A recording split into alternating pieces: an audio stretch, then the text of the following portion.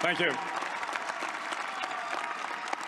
Well, thank you, President Powers, Provost Fenves, deans, members of the faculty, family and friends, and most importantly, the class of 2014. It is indeed an honor for me to be here tonight. It's been almost 37 years to the day that I graduated from UT. I remember a lot of things about that day.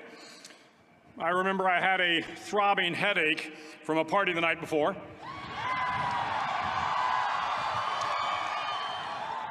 I remember I had a serious girlfriend, who I later married.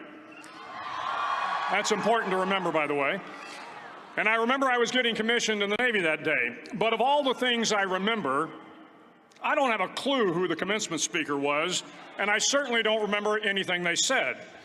So acknowledging that fact, if I can't make this commencement speech memorable, I will at least try to make it short. So the university's slogan is, "What starts here changes the world." Well, I've got to admit, I kind of like it. What starts here changes the world. Tonight, there are almost 8,000 students, or there are more than 8,000 students graduated from UT. So that great paragon of analytical rigor, Ask.com, says that the average American will meet 10,000 people in their lifetime. 10,000 people, that's a lot of folks. But if every one of you changed the lives of just 10 people, and each one of those people changed the lives of another 10 people, and another 10, then in 5 generations, 125 years, the class of 2014 will have changed the lives of 800 million people. 800 million people. Think about it. Over twice the population of the United States. Go one more generation, and you can change the entire population of the world, 8 billion people. If you think it's hard to change the lives of 10 people, change their lives forever, you're wrong. I saw it happen every day in Iraq and Afghanistan. A young Army officer makes a decision to go left instead of right down a road in Baghdad, and the 10 soldiers with him are saved from a close-in ambush. In Kandahar province, Afghanistan, a non-commissioned officer from the female engagement team senses that something isn't right and directs the infantry platoon away from a 500-pound IED, saving the lives of a dozen soldiers. But if you think about it, not only were those soldiers saved by the decisions of one person, but their children were saved, and their children's children. Generations were saved by one decision, one person. But changing the world can happen anywhere, and anyone can do it. So what starts here can indeed change the world. But the question is, what will the world look like after you change it? Well, I'm confident that it will look much, much better. But if you'll humor this old sailor for just a moment, I have a few suggestions that may help you on your way to a better world. And while these lessons were learned during my time in the military, I can assure you that it matters not whether you ever served a day in uniform. It matters not your gender, your ethnic or religious background, your orientation, or your social status. Our struggles in this world are similar, and the lessons to overcome those struggles and to move forward, changing ourselves and changing the world around us, will apply equally to all. I've been a Navy SEAL for 36 years, but it all began when I left UT for basic SEAL training in Coronado, California. Basic SEAL training is 6 months of long, torturous runs in the soft sand, midnight swims in the cold water off San Diego, obstacle courses, unending calisthenics, days without sleep, and always being cold, wet, and miserable. It is 6 months of being constantly harassed by professionally trained warriors who seek to find the weak of mind and body and eliminate them from ever becoming a Navy SEAL. But the training also seeks to find those students who can lead in an environment of constant stress, chaos, failure, and hardships. To me, basic SEAL training was a lifetime of challenges crammed into 6 months. So here are the 10 lessons I learned from basic SEAL training that hopefully will be of value to you as you move forward in life. Every morning in SEAL training, my instructors, who at the time were all Vietnam veterans, would show up in my barracks room, and the first thing they'd do was inspect my bed. If you did it right, the corners would be square, the covers would be pulled tight, the pillow centered just under the headboard, and the extra blanket folded neatly at the foot of the rack. It was a simple task, mundane at best, but every morning we were required to make our bed to perfection. It seemed a little ridiculous at the time, particularly in light of the fact that we were aspiring to be real warriors, tough, battle-hardened SEALs. But the wisdom of this simple act has been proven to me many times over. If you make your bed every morning, you will have accomplished the first task of the day. It will give you a small sense of pride, and it will encourage you to do another task, and another, and another. And by the end of the day, that one task completed will have turned into many tasks completed. Making your bed will also reinforce the fact that the little things in life matter. If you can't do the little things right, you'll never be able to do the big things right. And if by chance you have a miserable day, you will come home to a bed that is made, that you made. And a made bed gives you encouragement that tomorrow will be better.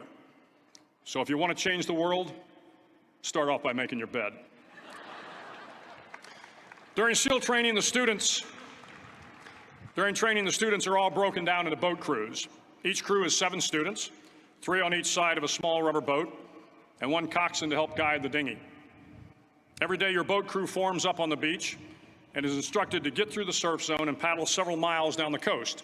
In the winter, the surf off San Diego can get to be 8 to 10 feet high, and it is exceedingly difficult to paddle through the plunging surf unless everyone digs in. Every paddle must be synchronized to the stroke count of the coxswain. Everyone must exert equal effort, or the boat will turn against the wave and be unceremoniously dumped back on the beach. For the boat to make it to its destination, everyone must paddle. You can't change the world alone. You will need some help. And to truly get from your starting point to your destination takes friends, colleagues, the goodwill of strangers, and a strong coxswain to guide you. If you want to change the world, find someone to help you paddle. Over a few weeks of difficult training, my SEAL class, which started with 150 men, was down to just 42. There were now 6 boat crews of 7 men each. I was in the boat with the tall guys, but the best boat crew we had was made up of the little guys, the Munchkin crew, we called them. No one was over 5'5". The Munchkin boat crew had 1 American Indian, 1 African American, 1 Polish American, 1 Greek American, 1 Italian American, and 2 tough kids from the Midwest. They out-paddled, outran, and outswam all the other boat crews. The big men in the other boat crews would always make good-natured fun of the tiny little flippers the Munchkins put on their tiny little feet prior to every swim. But somehow these little guys from every corner of the nation and the world always had the last laugh, swimming faster than everyone and reaching the shore long before the rest of us. SEAL training was a great equalizer. Nothing mattered but your will to succeed, not your color, not your ethnic background, not your education, not your social status. If you want to change the world, measure a person by the size of their heart, not by the size of their flippers. Several times a week, the instructors would line up the class and do a uniform inspection. It was exceptionally thorough. Your hat had to be perfectly starched, your uniform immaculately pressed, your belt buckle shiny and void of any smudges. But it seemed that no matter how much effort you put into starching your hat or pressing your uniform or polishing your belt buckle, it just wasn't good enough. The instructors would find something wrong. For failing the uniform inspection, the student had to run, fully clothed, into the surf zone, then wet from head to toe, roll around on the beach until every part of your body was covered with sand. The effect was known as a sugar cookie. You stayed in the uniform the rest of the day, cold, wet, and sandy.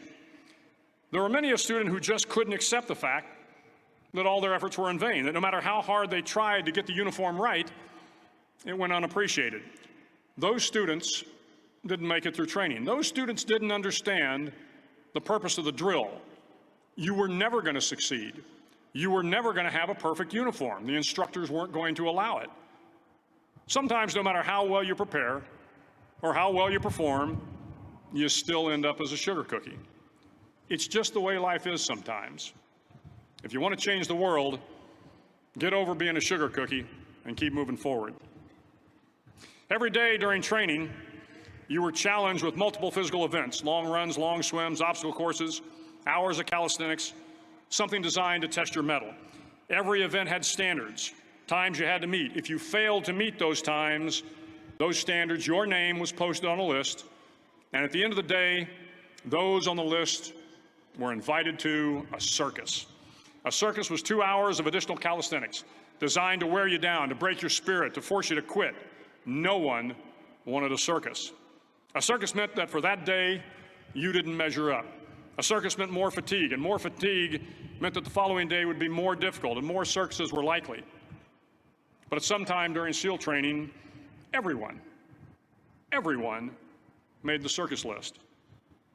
But an interesting thing happened to those who were constantly on the list. Over time, those students who did 2 hours of extra calisthenics got stronger and stronger. The pain of the circuses built inner strength and physical resiliency. Life is filled with circuses. You will fail. You will likely fail often. It will be painful. It will be discouraging. At times, it will test you to your very core. But if you want to change the world, don't be afraid of the circuses. At least twice a week, the trainees were required to run the obstacle course. The obstacle course contained 25 obstacles, including a 10-foot wall, a 30-foot cargo net, a barbed wire crawl, to name a few. But the most challenging obstacle was the slide for life. It had a 3-level, 30-foot tower at one end and a 1-level tower at the other. In between was a 200-foot-long rope.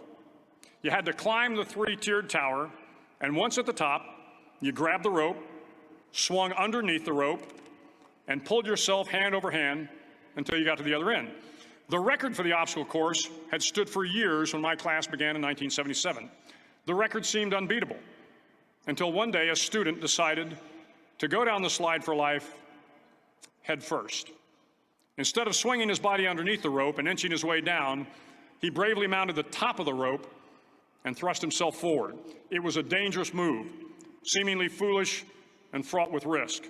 Failure could mean injury and being dropped from the course. Without hesitation, the student slid down the rope perilously fast. Instead of several minutes, it only took him half that time. And by the end of the course, he had broken the record. If you want to change the world, sometimes you have to slide down the obstacles head first. During the land warfare phase of training, the students are flown out to San Clemente Island, which lies off the coast of San Diego. The waters off San Clemente are a breeding ground for the great white sharks. To pass SEAL training, there are a series of long swims that must be completed. One is the night swim. Before the swim, the instructors joyfully brief the students on all the species of sharks that inhabit the waters off San Clemente. They assure you, however, that no student has ever been eaten by a shark, at least not that they can remember.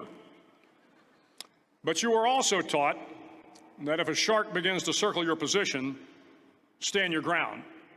Do not swim away. Do not act afraid. And if the shark, hungry for a midnight snack, darts towards you, then summons up all your strength and punch him in the snout, and he will turn and swim away. There are a lot of sharks in the world. If you hope to complete the swim, you will have to deal with them. So if you want to change the world, don't back down from the sharks. As Navy SEALs, one of our jobs is to conduct underwater attacks against enemy shipping. We practice this technique extensively during training. The ship attack mission is where a pair of SEAL divers is dropped off outside an enemy harbor and then swims well over 2 miles underwater, using nothing but a depth gauge and a compass to get to the target. During the entire swim, even well below the surface, there is some light that comes through. It is comforting to know that there is open water above you. But as you approach the ship, which is tied to a pier, the light begins to fade.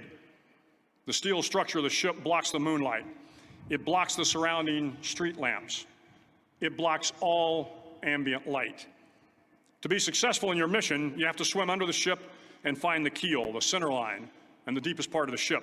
This is your objective. But the keel is also the darkest part of the ship. where you cannot see your hand in front of your face, where the noise from the ship's machinery is deafening, and where it gets to be easily disoriented, and you can fail. Every SEAL knows that under the keel, at that darkest moment of the mission, is a time when you need to be calm, when you must be calm, when you must be composed, when all your tactical skills, your physical power, and your inner strength must be brought to bear. If you want to change the world, you must be your very best in the darkest moments. The 9th week of training is referred to as Hell Week. It is 6 days of no sleep, constant physical and mental harassment, and one special day at the Mud Flats. The Mud Flats are an area between San Diego and Tijuana where the water runs off and creates the Tijuana Sloughs, a swampy patch of terrain where the mud will engulf you. It is on Wednesday of Hell Week that you paddle down to the Mud Flats and spend the next 15 hours trying to survive this freezing cold, the howling wind, and the incessant pressure to quit from the instructors. As the sun began to set that Wednesday evening, my training class, having committed some egregious infraction of the rules, was ordered into the mud. The mud consumed each man till there was nothing visible but our heads. The instructors told us we could leave the mud if only 5 men would quit. Only 5 men, just 5 men, and we could get out of the oppressive cold. Looking around the mud flat, it was apparent that some students were about to give up. It was still over 8 hours till the sun came up. 8 more hours of bone-chilling cold. The chattering teeth and the shivering moans of the trainees were so loud, it was hard to hear anything. And then one voice began to echo through the night. One voice raised in song. The song was terribly out of tune, but sung with great enthusiasm. One voice became 2, and 2 became 3, and before long, everyone in the class was singing. The instructors threatened us with more time in the mud if we kept up the singing, but the singing persisted. And somehow the mud seemed a little warmer, and the wind a little tamer, and the dawn not so far away. If I have learned anything in my time traveling the world, it is the power of hope. The power of one person, a Washington, a Lincoln, King, Mandela, and even a young girl from Pakistan, Malala. One person can change the world by giving people hope. So if you want to change the world, start singing when you're up to your neck in mud. Finally, in SEAL training, there's a bell. A brass bell that hangs in the center of the compound for all the students to see. All you have to do to quit is ring the bell. Ring the bell, and you no longer have to wake up at 5 o'clock. Ring the bell, and you no longer have to be in the freezing cold swims. Ring the bell, and you no longer have to do the runs, the obstacle course, the PT, and you no longer have to endure the hardships of training. All you have to do is ring the bell to get out. If you want to change the world, don't ever, ever ring the bell. To the class of 2014, you are moments away from graduating, moments away from beginning your journey through life, moments away from starting to change the world for the better. It will not be easy, but you are the class of 2014, the class that can affect the lives of 800 million people in the next century. Start each day with a task completed. Find someone to help you through life. Respect everyone. Know that life is not fair and that you will fail often. But if you take some risks, step up when the times are the toughest, face down the bullies, lift up the downtrodden, and never, ever give up. If you do these things, the next generation and the generations that follow will live in a world far better than the one we have today. And what started here will indeed have changed the world for the better. Thank you very much. Hook 'em horns.